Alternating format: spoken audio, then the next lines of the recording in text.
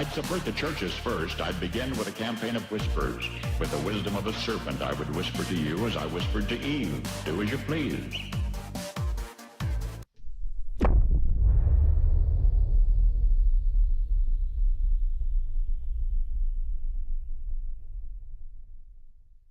Enough is enough! Enough is enough! Enough is enough! Enough is enough!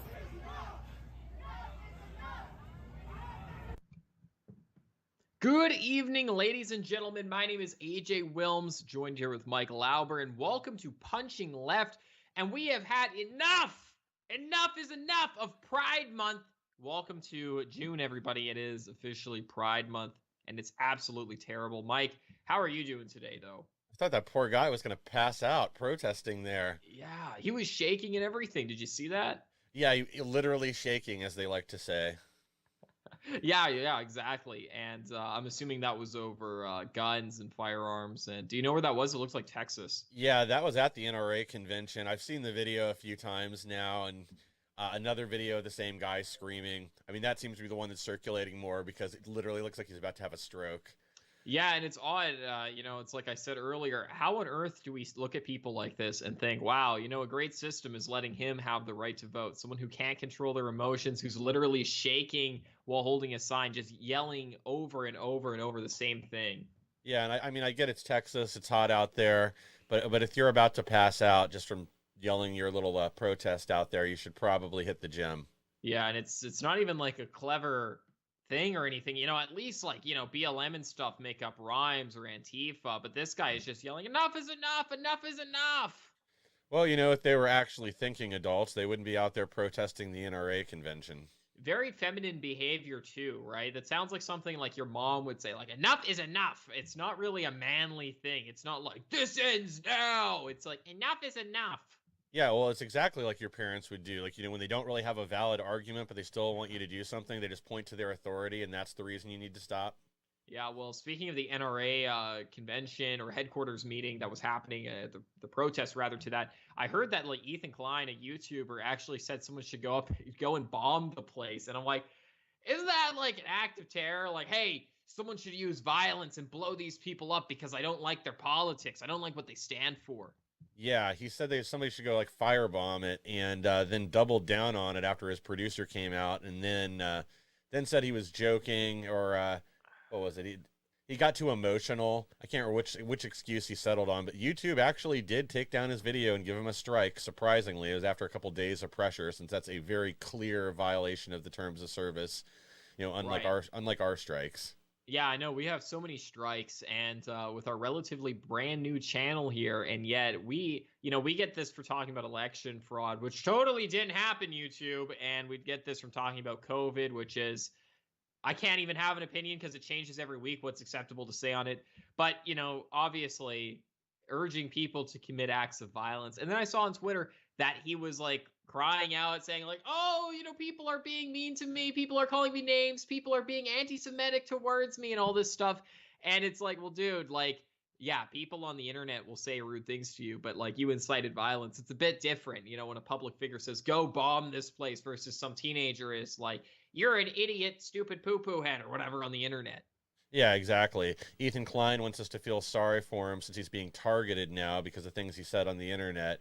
They took my channel away. Well, don't threaten to bomb people, and then that won't happen. It's simple rules I think most of us can follow. It's the rules they don't tell us about that are hard to follow. Yeah, and doesn't the left always say, hey, freedom of speech doesn't mean freedom of consequences. You have to live with the words you say, and then they track you down for the next 10 years because you made like a gay joke on Twitter back in like 2012 or whatever. Yeah, well, if they didn't have double standards, they wouldn't have standards at all. That's a very good point, actually. But Pride Month is among us, and it is very disappointing, as you can see here. June is Groomer Awareness Month. Couldn't be more true. Yeah, so I hope all of you have painted the rainbow above your threshold to protect your firstborn sons from being groomed and indoctrinated by their grade school teachers. Because if you don't, they're going to make them fill out the gingerbread exercise over and over and over again until they pick one of the dysfunctional genders off the chart. I think the LGBTQ community might be more harmful than the angel of death, because at least the angel of death just kills you. It doesn't make your son like transgender or wear a dress or dance at like a strip club, as is what's happening to a lot of these young 9, 10, 11-year-old boys. If you see all around the country, I see this on like Libs of TikTok and on these like right-wing Telegram channels. They're sharing these videos of like these little kids, 8, 9, 10 years old. At least they're clothed or whatever, but they're dancing with like these naked men on stage or these scantily dressed people on stage. They're being handed money. And there's been like multiple accounts of this. Desmond is amazing as a famous drag queen child, and he had done this at a gay bar once as well. And it's so concerning what they're doing to our children. And not even the angel of death, not even God, when he wanted to like kill a bunch of people, put on that kind of torture to them.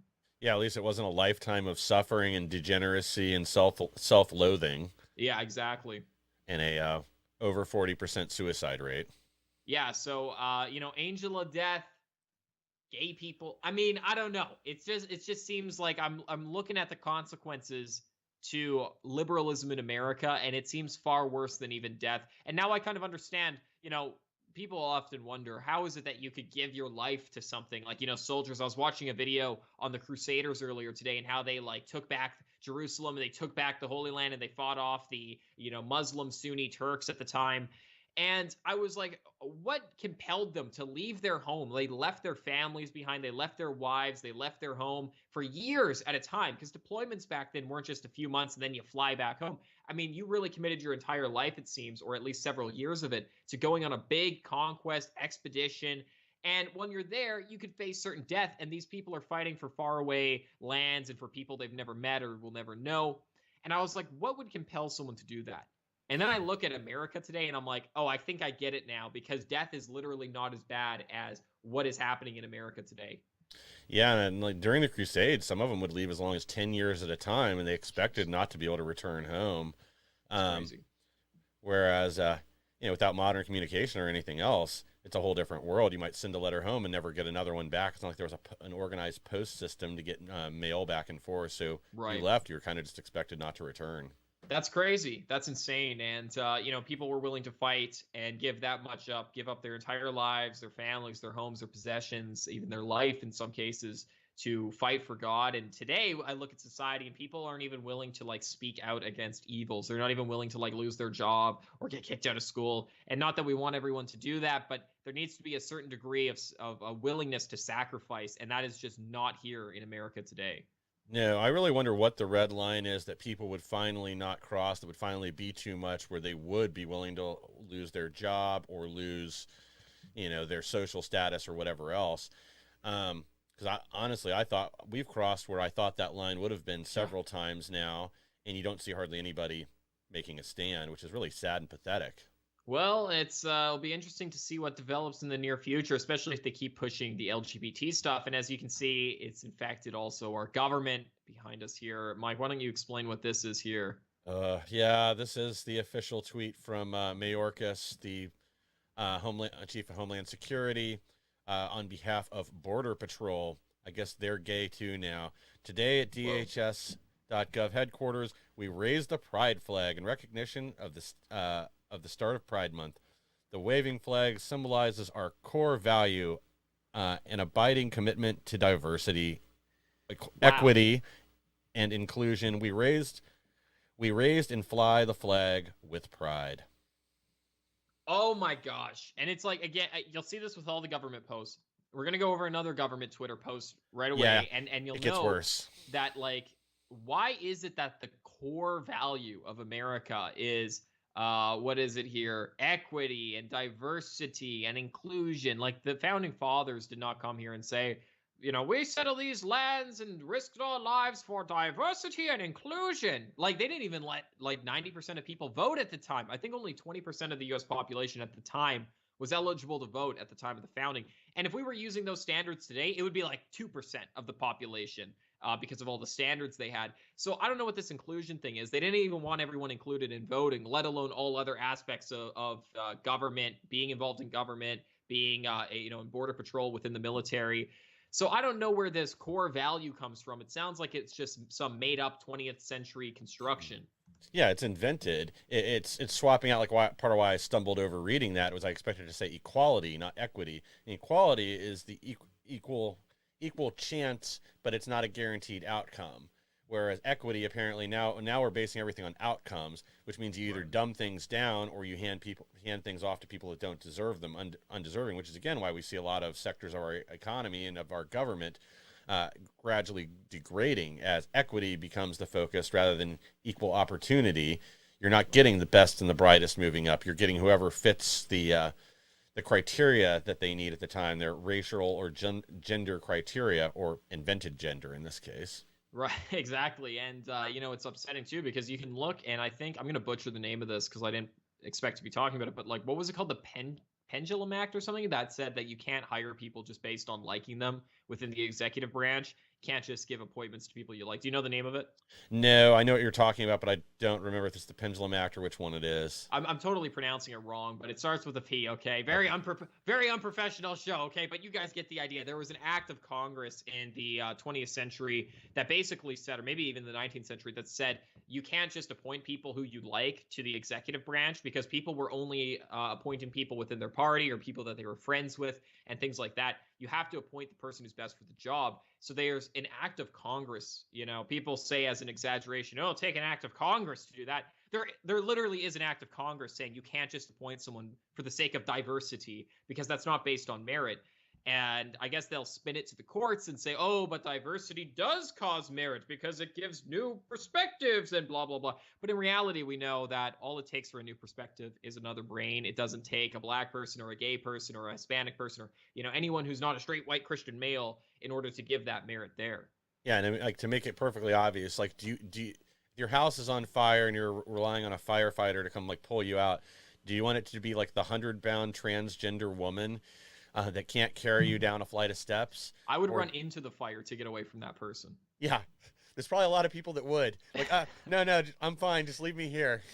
Yeah, exactly. Well, let's see the next tweet here. And this one is from, I believe, the U.S. Marine Corps, the few, and unfortunately now the gay, the few, the gay. It used to be the few, the proud. They're taking pride to a whole new level, though, with this tweet. It says, throughout June, the U.S. Marine Corps takes pride, #pride, in recognizing and honoring the contributions of our LGBTQ service members, which I'm assuming there's not actually that many of. Oh, probably not. We remain committed to fostering an environment. Remember, this is what I said on the last one about their weird core values. Okay, what is the role of the Marines? I think it's to be an unstoppable killing machine that we can just point at the direction of our enemies and scare them off or eliminate them as a threat. But apparently, according to the Marine Twitter account, the official Marine Twitter account, they say it's actually committed to fostering an environment free of discrimination and to defend the values of treating people with equality and dignity and respect, which, again, doesn't really fit well in my mind with like a military fighting unit, right? Yeah, I don't want them treating the enemy with quality, dignity, and respect. I want them to go kill them and get the job done and then come back home. Well, that would be discrimination. Well, can't do that. I'm going to keep my mouth shut.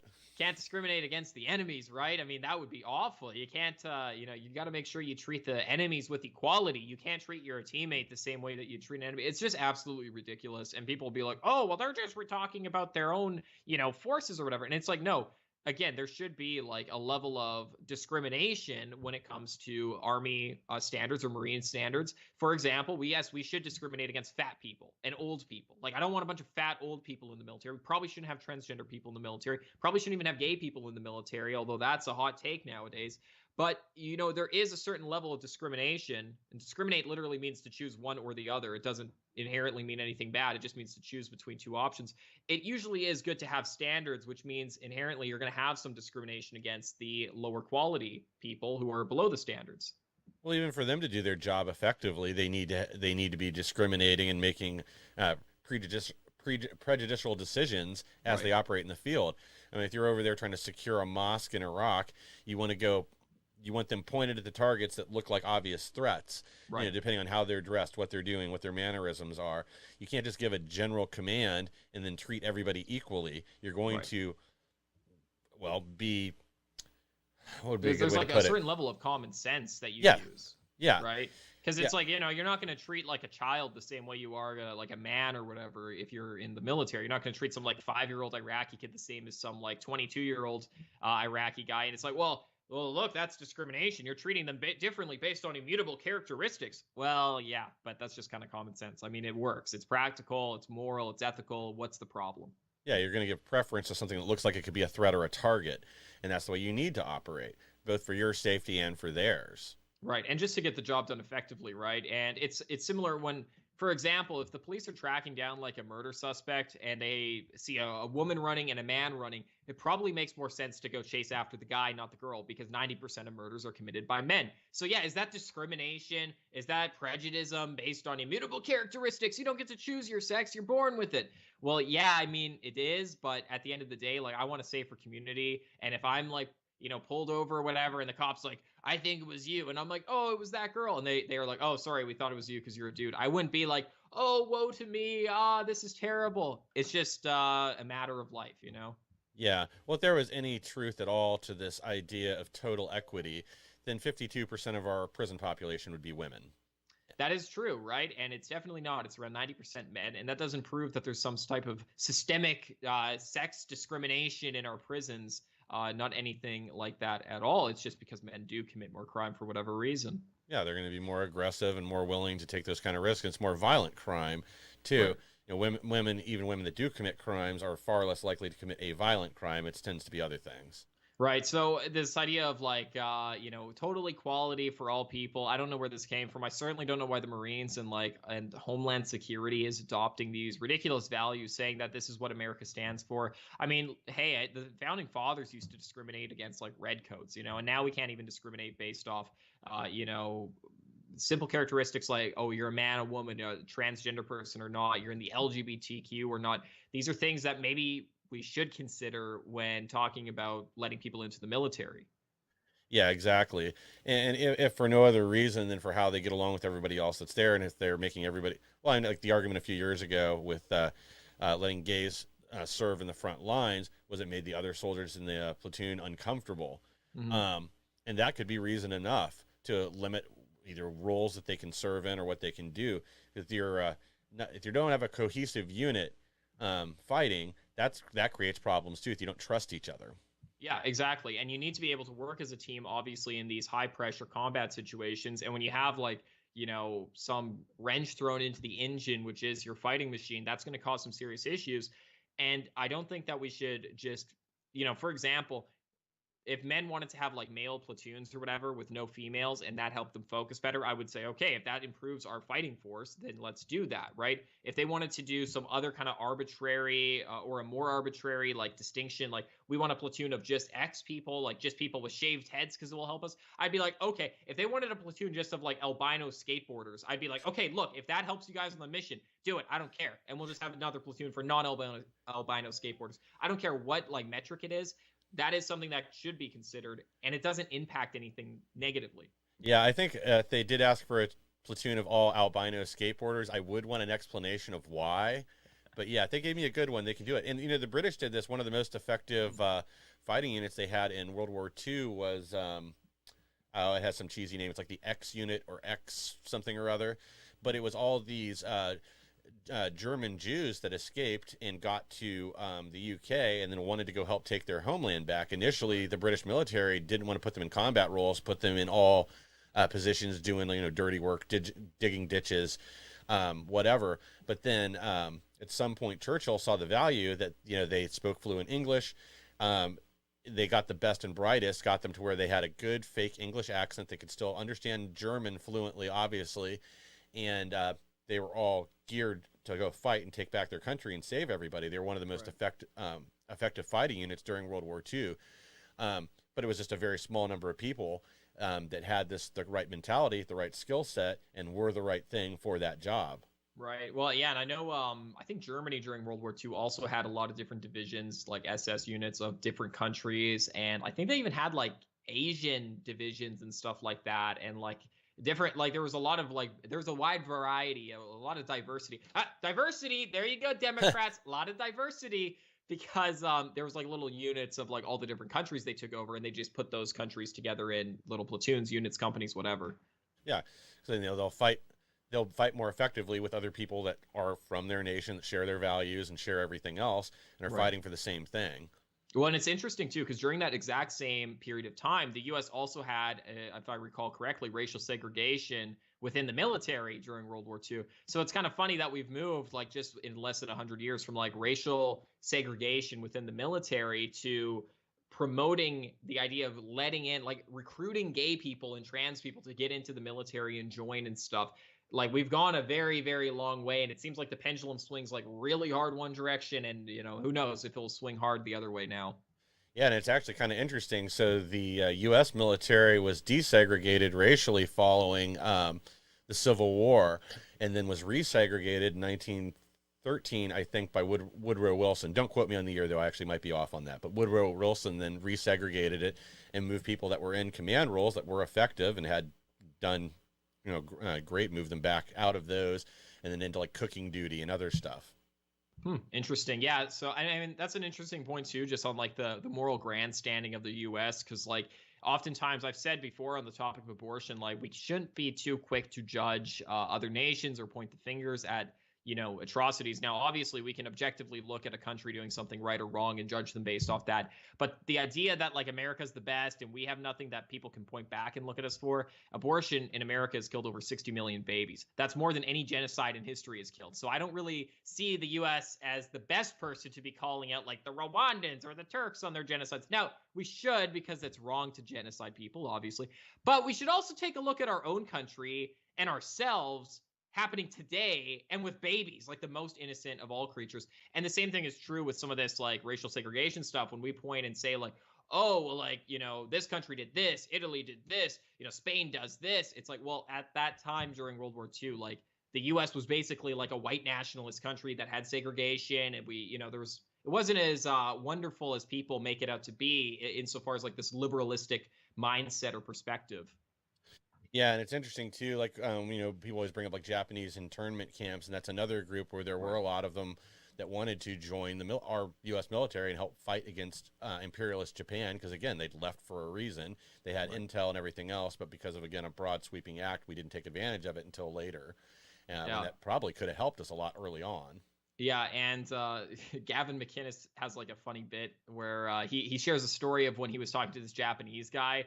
And him and his like Puerto Rican friends apparently like make fun of each other and stuff like based on race. So he tried with this Japanese guy and he's like, "Hey man, like you guys did Pearl Harbor. You guys are pretty big jerks, And then the Japanese guy wasn't like, "Oh, well, you got us in internment camps" or anything. He was just like, "Oh yes, I am very sorry for that.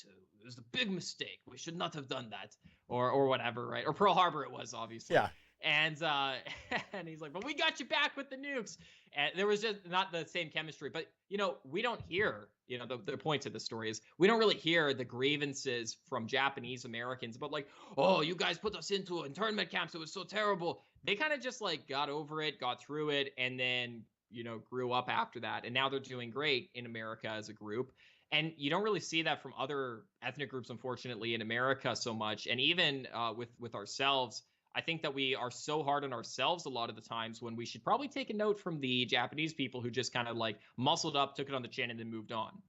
Yeah, and like, granted, we did pay reparations and other things there, and we're going to get to another reparations story here in a minute. But yeah, it's I think it's a different mentality today where people want to play the victim card. They don't want to just get over something and move on with their life. And that isn't to say that like if you are mistreated, genuinely mistreated, you shouldn't do something to stand up and fight for your rights and fight for some sort of satisfaction. But there is a big difference between like wartime and what happens right now too. Right, absolutely. And speaking of wartime, it seems like we are at war with ourselves in this country. A lot of gunmen recently, which is very strange, like one after another after another. And I don't know why this is. Some people are like, oh, it's like the feds orchestrating things because gun control is a big topic. I can't comment on that theory on YouTube, but it also could be because the media like is hyping up these shootings so much that it's like every mass shooter or potential mass shooter in the country looks at the media and it's like, oh, now's the perfect time. Everyone's doing it. Yeah, and I'd expect this story to disappear pretty quick since the shooter was black. So this will be like the subway shooter in New York. This will probably be out of the press by tomorrow. Yeah, unironically. Yeah, and again, it doesn't fit the narrative. So they'll spin this back to gun control, and the shooter will be ignored, even though it sounds like he had been in to see the doctor the day before. They weren't able to help him with his problem, back pain. So he returned and then killed the physician, 3 other people in the office, and then turned the gun on himself. Wow. And I guess you just explained the whole story there. Case shut. I mean, I wish some of these other shootings were a little more, I wish they didn't happen at all, but I wish we had more info on them that, like, this seems pretty cut and dry. Okay, crazy guy, didn't get the help he needed. He was insane, so he killed a bunch of people. Some of the other shootings, like the Texas shooting that happened recently, there's still so many unanswered questions, and a lot of people are scratching their heads like, what just happened? Why did it happen? What's the story with the police? What's the story with Border Patrol? What's the story with this guy's family? What's the story with the school? There's a lot of unanswered questions there. Yeah, and even that story, like I didn't bother to do a slide for it this time, but even that story, there's more things have changed since the last time we talked about just a few days ago. Yeah. Now the chief of police, Navalny, is out there saying, well, he wasn't aware of the 911 calls from the children from inside the building during the thing that I read through his statement a couple times, but it's all. I'm almost under the impression like he thought everybody in the classroom was dead, or that's what he's saying now, and that's why they didn't move. But again, that's like not a good excuse. Right. Yeah. That's not a very good excuse. No. And there is a lot of conflicting information, and I think, like Mike, you brought up the other day that like one of the police officers lied to a journalist and said what was that he engaged the suspect, he shot at the suspect, and in reality he never did. Yeah, that never happened, and it was reported. It sounds like it was because at one point all 19 police officers were in the building before they started keeping the parents out. Allegedly were all in the building. And this guy's, the statement he made initially sounded like at some point that's when they got in a gunfight with the shooter. They thought they hit him once, and then he disappeared into the classroom, and then they moved out. Which, again, doesn't make any sense, but it's a complete fabrication. And because it wasn't in an official statement, they're not going to charge him with anything or otherwise reprimand him.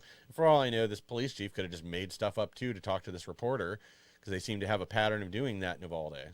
Yeah, well, and it's interesting too, like, because I've heard people who are saying like, oh, this event was like coordinated by like higher powers, like government or NGOs or something. And some people think that it's like not even real at all. I think that this is totally legit and everything.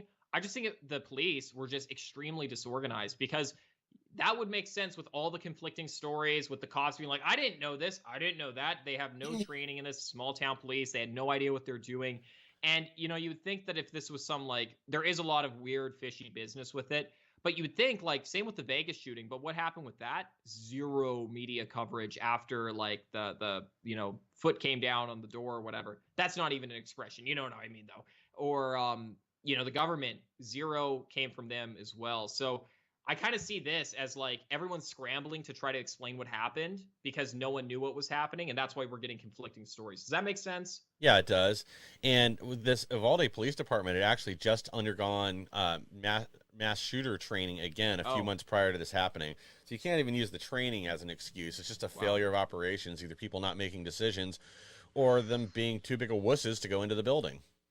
Yeah, and like I said, I think the main issue here, and there's many, but I think the main one is like a total lack of leadership, where the leaders had no idea what they were doing, or they were just extremely incompetent and did not know how to work under the pressure or deal with the situation. And granted, I mean, there would be a lot of pressure, something that you can't even imagine dealing with, because this is like one of the most horrific things that a cop would ever have to deal with. But still, we need to make sure that we have like strong leaders in place from the biggest cities to the smallest towns, so that we can ensure that we have our citizens protected. And that's absolutely not what was happening in Texas. What was happening in Texas is you had, who knows, maybe they valued equity and diversity and non-discrimination more than they valued, merit. And maybe that's why we ended up in the situation. I don't know.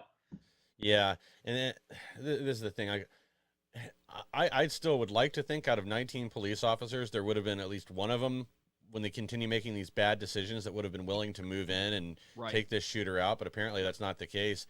Like, I do feel genuinely bad for a couple of those police officers. I know there was one in, I believe he was a local sheriff, who his wife was one of the teachers that was killed, and then his daughter was also killed in this. Wow. Yeah, and it's like, you can't tell me that guy didn't want to go in. Like, there must have been something. See, now I'm going back on the other side. I'm like, maybe this was like something fishy going on here, because I'm like, there's no way you could like not have that guy run in there. You know what I mean? Like, he would be telling, like, we got to get in there, guys, let's go. I don't know. There is something very strange, and I don't think we're ever going to hear about it unless there's some leak or whistleblow. Because I feel like there must have been some cops, like you said, that guy who were just like, "Hey guys, let's go in," and there must have been some type of chief or someone. I mean, we did discuss the chief on another show, though. Yeah. Maybe you have more insight into this, Mike. But like someone saying, "No, we're not going in. Hold tight. You're not doing anything." Blah blah blah. Yeah, and the chief is the one that ordered them to stand down and not go in. And I'm sorry, I misspoke. It was just his daughter that was killed. I believe his wife either was a teacher there or had been a teacher there. I'd have to look at the story again, but yeah, it's. I mean, the whole situation's screwed up, and it's terrible that it took a border patrol agent that was getting a haircut to finally like go in and storm the building and save whoever could be saved. Because that's the other thing. We know that 13 people left injured to the hospital. A few of them died on the way or once they got into the hospital. But regardless, he saved lives because, or the total body count would have been in the 30s. Oh, absolutely, at least. And he got a firearm. His firearm that he used to take out the shooter was from a private citizen. The police did not shoot him with a police gun. The government did not use a government gun to kill the guy. It was a private citizen's firearm that was given to an off-duty border patrol guy who was not even acting as a government official or cop. He was acting as a father. Took a private citizen's firearm because he was at the barbershop, didn't have his own on him at the time, and he went and took out the shooter. And this is why our rights to bear firearms are so important, not only to keep them, but to bear them as well, to bear them at our businesses, to bear them in public, to bear them in our vehicles, because we need to be able to take out threats who are coming after our families, coming after our communities. And unfortunately, apparently, we can't trust the police to do this for us. We can't trust the government with our lives. So why can we not have, why can't we trust ourselves with it? That's my question to the government who wants to take our guns away. Yeah, well, I mean, luckily there are some states changing this, but I mean, the CDC says that every year, and I wish they could track data better, but we obviously know they can't with how they've handled COVID, but it's somewhere between 500,000 and 6 million incidents where a private citizen uses a gun to prevent a crime or liquidate a criminal in the process of committing a crime. Right. I've seen those statistics too. And it's interesting because, there's, I think earlier we were talking about crime statistics, right? Yeah. And I think it is a very well-known crime statistic that Black Americans tend to commit a little bit more crime than white Americans. That could be for a variety of reasons. Some people say genetics, other people say environmental.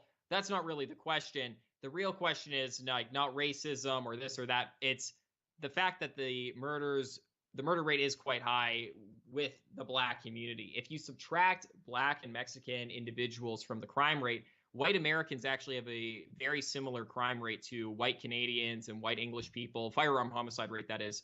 So the guns are not the determining factor. If you take a random sample of like white Americans who all own guns, their homicide rate is the same as a random group of white Canadians where you can't own any rifles anymore, like AR-15 variant rifles. You can't own soon to be any handguns maybe in Canada.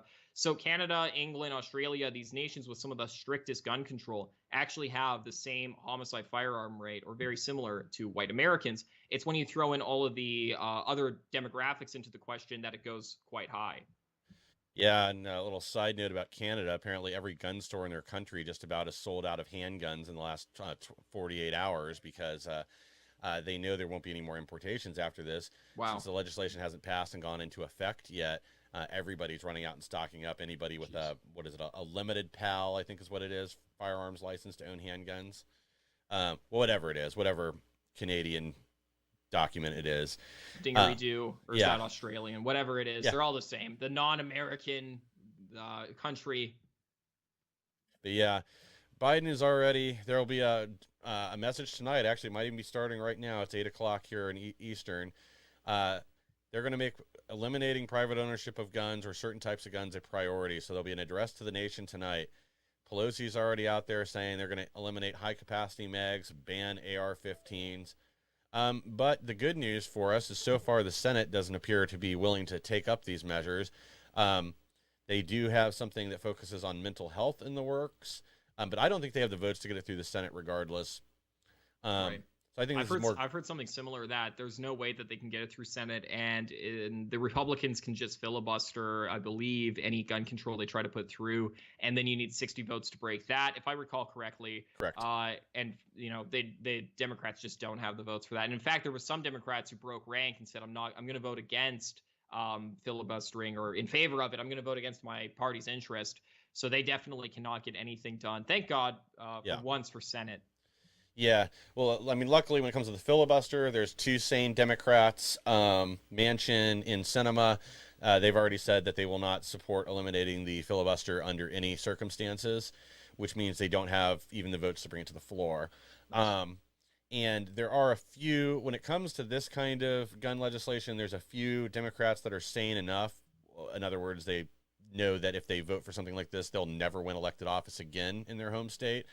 That I don't think they have the votes with it, even if all of a sudden those two decided to jump on board, because it would literally just be a suicide note for probably 4 to 6 Democrats in the Senate right now that are in Republican states. Right. And then, to elaborate on the point I just made previously, gun control just simply doesn't work because, like I said, if you account for variables, you'll see, the gun control, just literally, just because there is guns does not mean there is more crime. And you can see that in a number of different countries. So the idea that you can look statistically and see more guns does not equal more crime, but yet Democrats continue to say, oh, without guns, there wouldn't be any crime. We wouldn't have firearm homicides if it weren't for us having guns. That's absolutely false. And they know this. They're not stupid. These Congress people absolutely know that just because there's guns around does not mean there's crime. All of them have armed security constantly. All of them believe in having police and military within their cities to protect their country. However, they don't want you to have firearms. And you have to ask yourself, well, why is that? Well, in the UK, when they banned, it's not a total ban, but it's an essential ban on private ownership on firearms, they had a 480% spike in violent crime. Jeez. Because now all of a sudden, now all of a sudden all these households were left defenseless. Criminals knew that. They could now kick in the door, rob whoever, do whatever they wanted. And, when you outlaw guns, the outlaws still have guns. Right. Yeah. Well, and that's the thing too, is I think the hot burglary rate is 2 or 3 times higher in England than it is in America. And a hot burglary is when the victim is still in the home while the robbery takes place. And again, you have to account for the demographics of America because we do have illegal immigrants and other groups that do commit more crime than the native population, you could say. So I say this because our crime rates and such are usually a little more inflated than what you would otherwise think than say in your neighborhood that you live in. And that's important for considering the fact that, no, it's not just in England 2 times higher. If you look at your neighborhood, that's probably much different than some other neighborhoods in America that bring up these numbers. You are probably looking at 10, 20 times higher crime rates in England than in your neighborhood or your city. Yeah, and in a lot of cities, that's the way it is, where the violent crime or homicide tends to be isolated almost entirely to 1 or 2 areas. Right. And those can drag your whole numbers up. Even Chicago, they have a lot of murders and shootings. Do you remember how many shootings they just had over this last weekend? It was 40 something. I know 10 people died. I don't know. It's an insane number. Yeah. And as I mentioned on our last show, the Trudeau handgun video show, 98% of guns used in crimes in Chicago are crime guns or whatever, or illegally obtained firearms or firearms that the shooter does not own themselves. So again, these Chicago, Detroit, New York City, LA, a lot of these places, these democratic strongholds that have the strictest gun control laws, they have the highest murders because guess what? The determining factor of the crimes is not whether they have firearms or not. They will find them. Yeah. And, they like to, there's another thing they're trying to sneak into this is ghost gun legislation, which is, somebody that wants to 3D print or manufacture their own firearm. Right. Which as of right now is not a crime, but there's a bunch of scare tactics about this. But again, they're not used in crimes. I'm not aware of any that have actually been committed with a 3D printed weapon or one of 80% part kits or something like that. Right, and it's ridiculous too because the 80% build kits, they're not cheap. You can't just buy one for $100 online or whatever. It costs probably just as much to get an 80% build, and especially if you account for getting the machinery and the time you have to spend and all this stuff. It's probably easier just to get an illegal firearm anyways for these criminals, right? So It's not just on a practical level, even if a criminal was given the option, buy a gun online that you can build or buy pieces for a gun, you can construct it in your garage or whatever, versus just buy a gun from your buddy or whatever, probably just going to get a gun from his buddy illegally.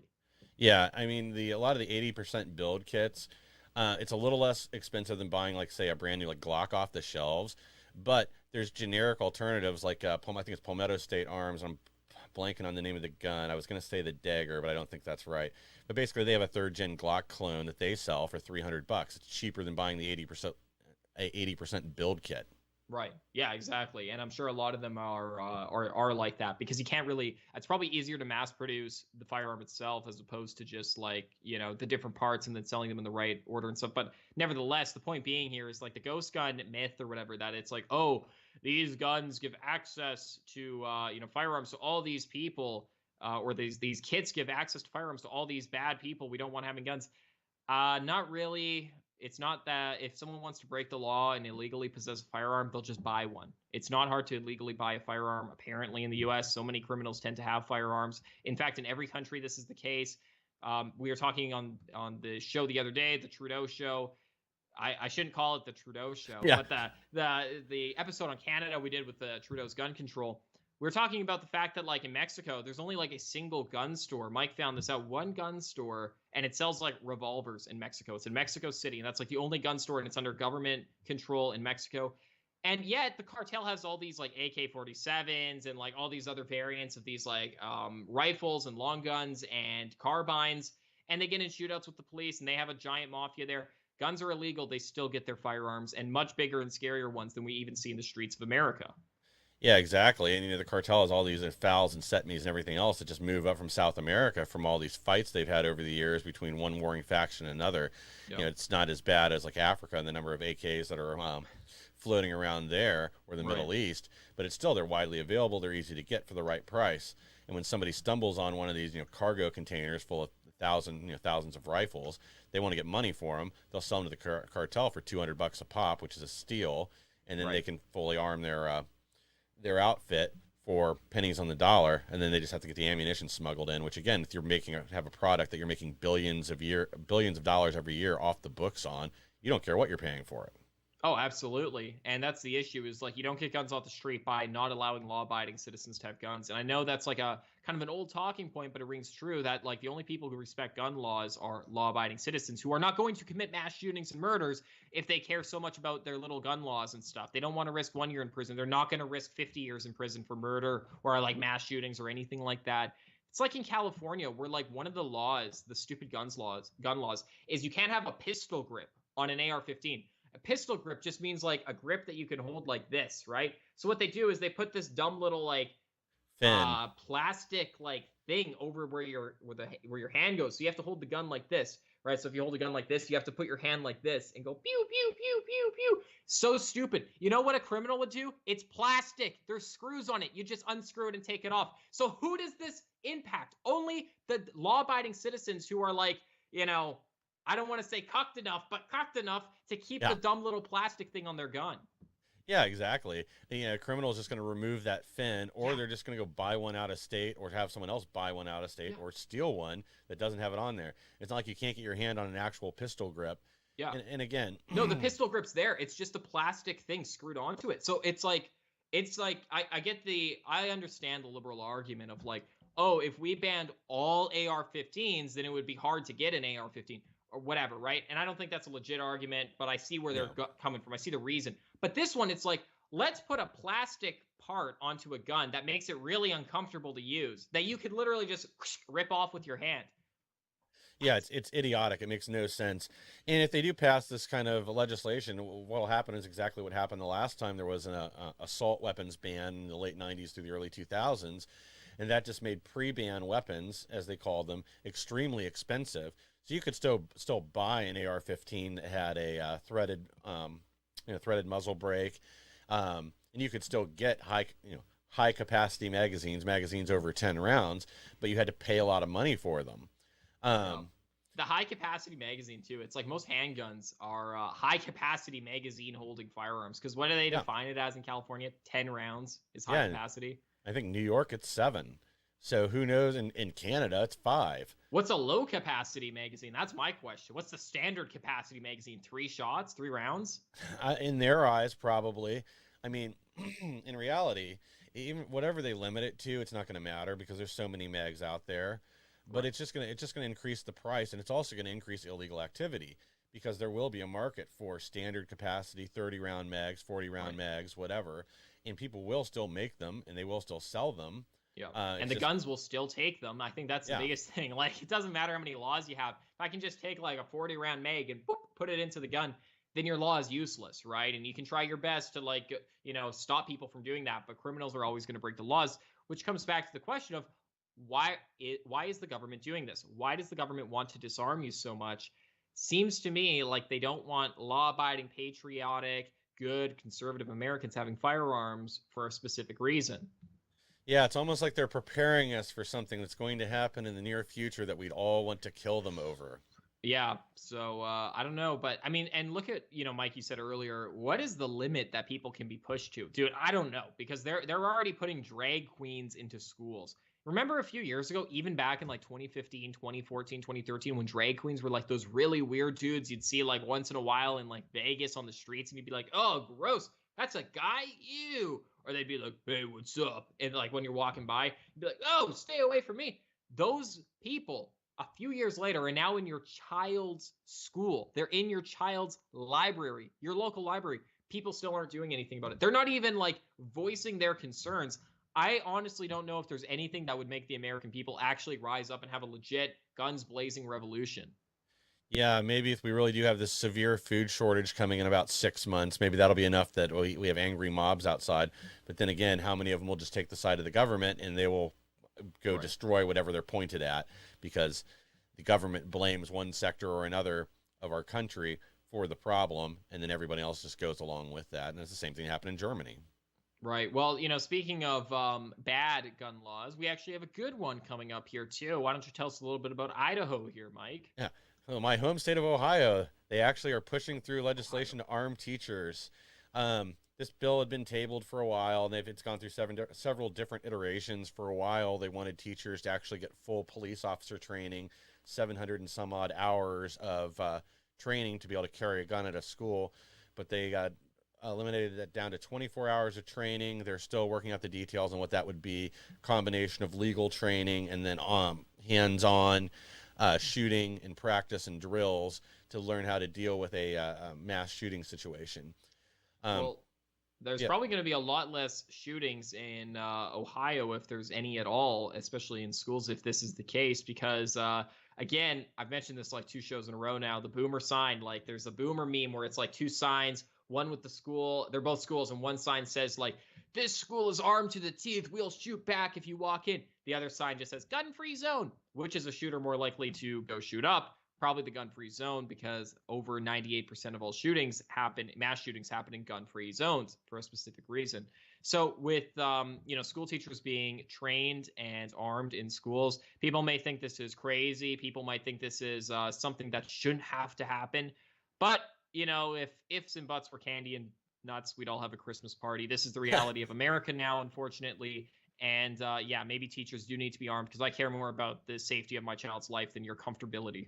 Exactly. And I think getting this down to like a 24-hour training program is something reasonable. I mean, DeWine, I think, is mostly a worthless human being, our governor here.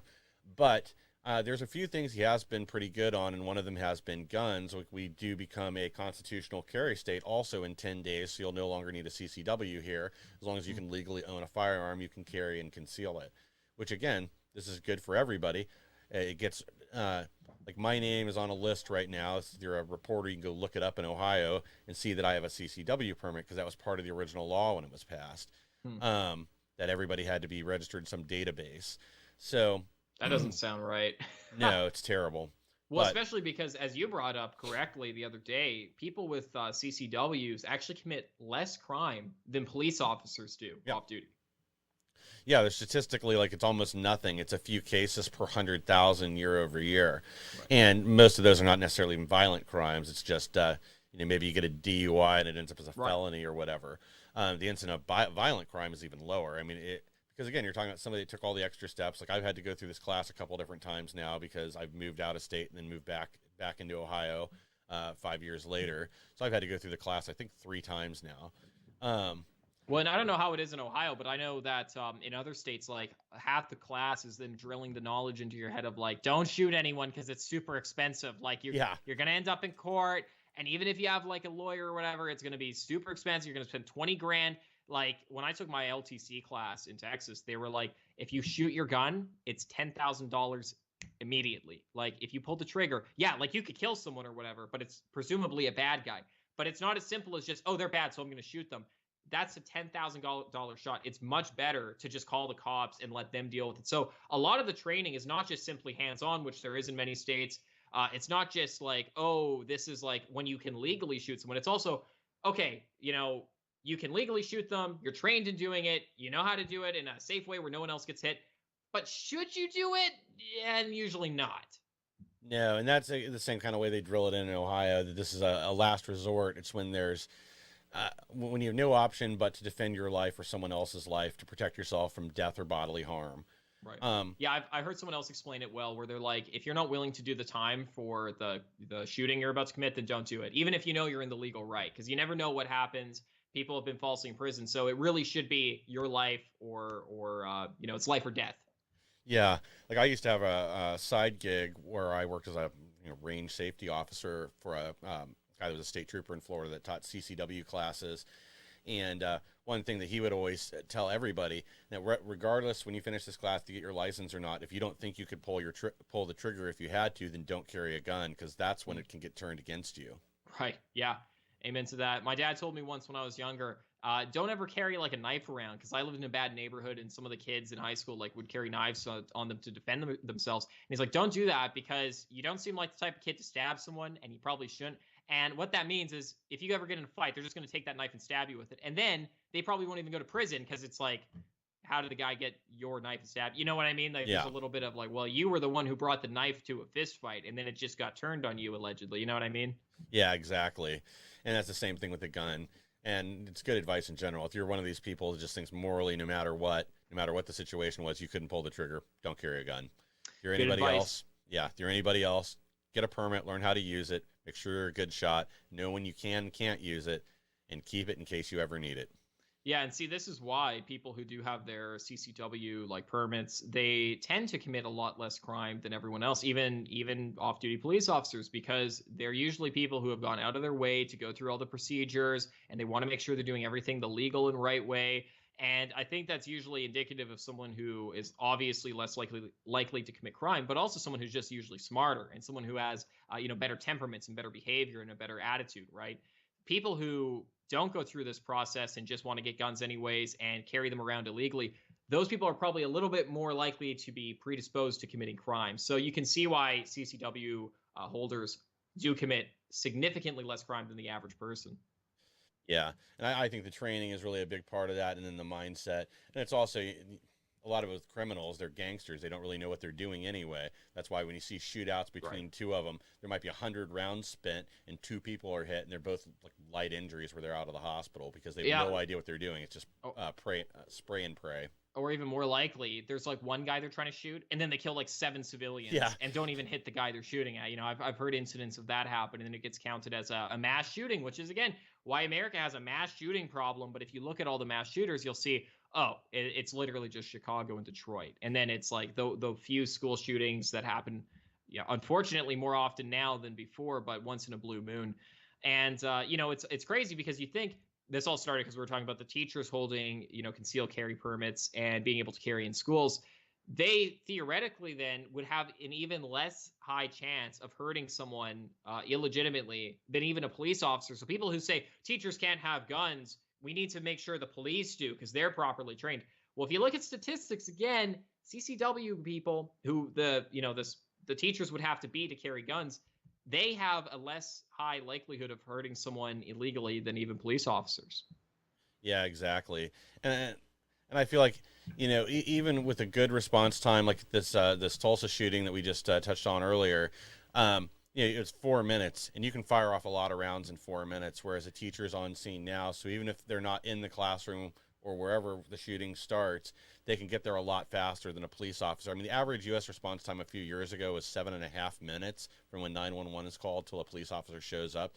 In a lot of cities, it's much higher than that. Well, when seconds matter, police are minutes away. That's what they say, and it couldn't be more true. And anyone who says like, "Oh, well, just wait for the police," it's like, I don't know, man.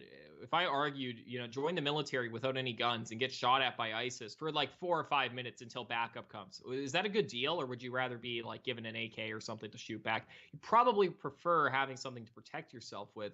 But unfortunately, these Washington elites, they sit in their ivory tower and say to the rest of us, "Oh, you unwashed masses, no guns for you. You wait for the city police to come past and try to help you," who do nothing to help you, of course. And meanwhile, they have their private security firm who are, armed to the teeth behind like all of their several layers of security and locked doors and bulletproof windows. Yeah, and it kind of makes you wonder: are all these mass shootings and all the hype for gun control just to distract from all the other problems we have right now? Well, there certainly are a lot. And in fact, one more point just on the ivory tower point. I actually I saw a documentary on these $1 million, New York skyscrapers. Although in New York, $1 million is probably just the price of an average home. It was like multi-million, $100 million plus skyscraper condos you could buy. And it's funny because they said one of the selling points is there's no rooms that you can buy on the first 20 floors. It's only 20 floors and above. And one of the specific reasons for that is so when there's riots, you don't have to experience it. You're not in danger at all. No one can throw anything. No one can shoot anything at you or whatever. And that's like literally like the elite are being told by their real estate agents when they're making $100 million purchases. Don't worry, the common folk will be like separated by 1,000 feet of like distance. You'll not have any problems with the riots that happen in this city. Well, they won't be able to smell the stinky peasants, but remember, fire still travels up. Yeah, exactly. Not having an Ethan Klein moment, though. Not endorsing lighting any of these places on fire. No, sir. But speaking of things going up in flames, if you take a look at your bank account recently, it's probably not looking too hot. I know mine hasn't been because the price of just about everything is going up. Mike, tell us about some of the inflation that's happening lately. Yeah, some of this is getting to the point of just being nuts. We're like, I don't know how much longer people are going to be willing to put up with this. Get ready for $1 per egg. USDA forecast predicts highest food inflation since 1980. So they are anticipating within 6 months, the cost of eggs will be $12 per dozen. Own your own chickens, ladies and gentlemen. Get your own chickens. Yeah, and then the USDA, we're already starting to see this. Like meat prices have already obviously been up a lot over the last 2 years, but they're predicting a further 19.5 to 20.5, so pretty slim range there, per year over year in 2022. So another 20% on top of what you're paying right now. That's insane. Holy. And we said this 1 month ago, and I was on this show, and I'm always on the show, obviously, but I was here saying the price of the inflation is going to get worse. The prices of things are going to get way higher, and it's not going to stop. It's not going to get better before it gets worse. It's going to get much worse. And we're seeing 20% more for products here for meat. Yeah. It's going to be way higher than that even. It's going to be, from that point, it's going to be like 50% the next year. We're seeing $1 per egg. It's going to be $3 per egg in the future. Mark my words. Inflation is going to get worse and worse and worse and worse. And this country is going to completely collapse, and we're all going to have to give over rule to some dictator or something, or balkanize. But hey, it'll be okay if I'm the dictator. Don't worry. I'll take care of the country and make sure we have cheap products and we can all feed ourselves. And there's no drag queens or abortion. Exactly. It'll be a true benevolent dictatorship. Yes, of just course. Till we get back on track. Absolutely. Well, maybe. Yeah. So we still have the baby formula shortage to deal with. I got a clip about that coming up here in a second. And then Biden's heading to Saudi Arabia to go beg them to increase output, which I did see right before we got on. Saudi Arabia is going to increase their output, which is, again, insane, which just a few years ago, we were energy independent. We were exporting oil. Yeah. And now we're back to buying from the Saudis, who, again, can cut us off anytime they want, as we keep seeing with Russia over and over again, with the Netherlands, with a few other countries. They've cut their gas supply or refuse to sell unless they pay in rubles. And we're going to suffer the same kind of consequences because we're reliant on countries that hate us to get energy, which we need. They're already warning us about rolling blackouts and everything else. Yeah. I mean, it's just, we're stacking up problems to the point where it has to be intentional.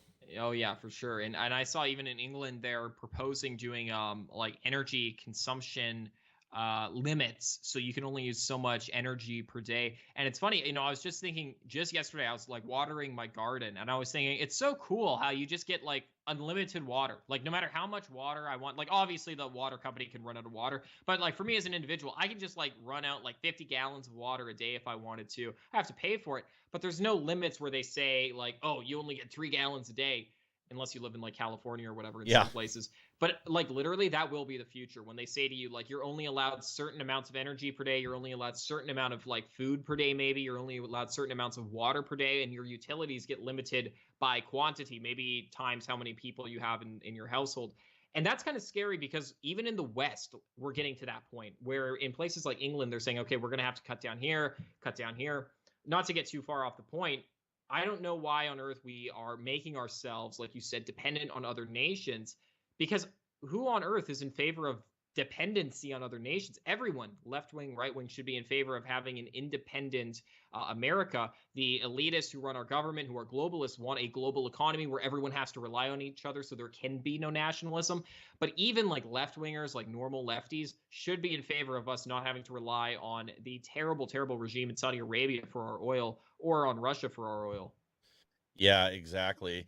And with the energy, I mean, a lot of these houses have these smart meters, and you're part of the smart grid now. And I think that's going to be the next button that gets pressed over the summer. So if you were dumb enough to get one of these installed on your house, you better switch it out now while you still can. Yeah. Because when they start doing these rolling blackouts, I think those are going to be the homes they target first, because you're already on an internet connected system. So why don't they just shut off your air conditioner for 4 hours during the day, because you don't need it during peak part of the day. Yeah. Or it's scary, hey? Yeah. Or again, like controlling your water. You've run too much laundry this weekend. We got to cut you off. We can't turn it back on till Wednesday. No, yeah, I'm serious. It's getting to that point. And this is why everyone needs to get like generators for power. They need to get, I mean, I would even invest in water filtration systems. And, you know, I really want to get a ranch with like a little lake on it one day. And for that reason, that I have like a water source, whether it's to put fish in or whatever. And we're just about out of time. But I will say it is important for everyone not only to advocate for the U.S. to be energy independent, but for you yourselves to become energy independent in your own lives, be able to grow your own food, raise your own chickens maybe, and, you know, have methods of giving yourself energy and water, clean water, whether that's stocking up on water bottles, getting power generator, whatever the case may be. Yeah, getting off the grid and out of debt are key to being successful, especially if we are approaching a depression or worse. We got a quick message from resident Brandon before we call it for the day. Today, we're announcing the United Airlines has agreed to offer cargo space for Kendall NutriCare for the delivery of 3.7 bottles of the formula here in the state. He secured 3.7 bottles of formula. Crisis averted.